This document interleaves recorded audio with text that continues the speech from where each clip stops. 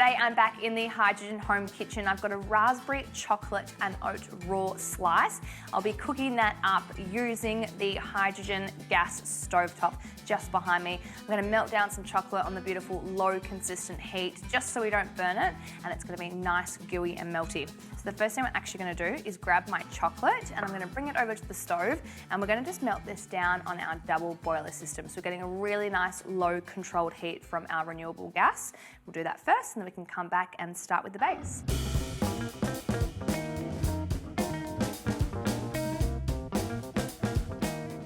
So we've got our oats and some coconut oil. Then we're going to go in with some maple syrup. So that's going to help sweeten up this whole dish.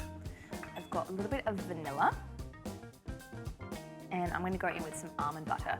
And because this is such a quick and easy recipe, I feel like it's the perfect recipe to get the kids involved with at home. Snack, afternoon tea, morning tea, it is so versatile, or even a little treat after dinner.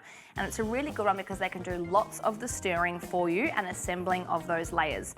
So I'm going to give this a really good stir, and all of those wet ingredients are going to help bind to our oats. So this is going to get a little bit sticky.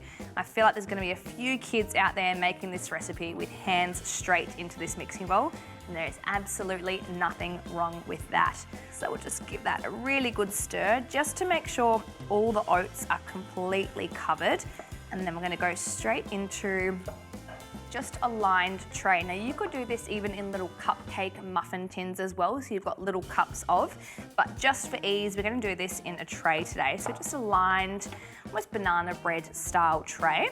So we'll go straight in with that and just pop all of that in. Alright, so we're going to give this a good press down. You want this to be a nice flat layer. Now this is the perfect job for the kids, and speaking of kids, my little daughter Florence, she's actually just the room next to me right now having her little afternoon nap as I'm making this, but this is definitely a dish that I'm going to get her involved with making. It is a really fun, active one to get the kids involved with, and they can sit there and squish the raspberries for us. Now it's as simple as that, nice and flat as you can see, just so we get those beautiful layers.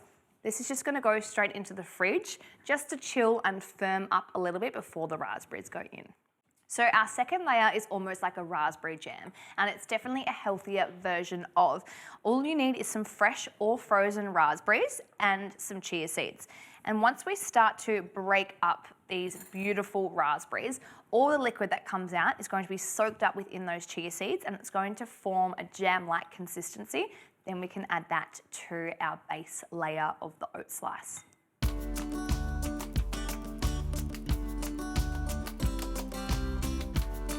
So our base is set and our little raspberry and chia jam is ready to go. So again, just as simple as pouring that straight on, getting all those little bits out there. And this recipe can be made with strawberries or blueberries or any other berry that you can get your hands on. You could also even use mango, just because it's a beautiful, soft, tropical fruit. Now we're going to spread that out, and then we're going to pop this straight into the freezer now, just to set that next raspberry layer. So our raspberry layer has set, and we're going to top it with our final layer, which is our melted chocolate. So I'm just going to drizzle the chocolate straight over the top, just in like a little zigzag-esque formation. It doesn't have to be perfect because this is going to obviously set in the freezer, get really nice and firm, and then we can slice it up, place it into a container, and you've got a beautiful, not so naughty slice ready to go at your convenience.